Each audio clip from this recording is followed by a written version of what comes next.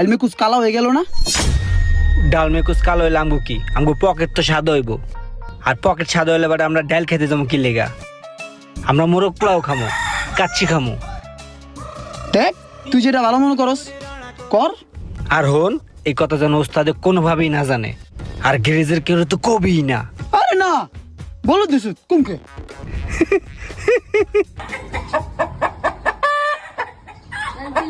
এলো চাবিটা মালিকটা দিয়ে আর বকশিসটা নিয়ে আয়। ভাই কাজ কমপ্লিট।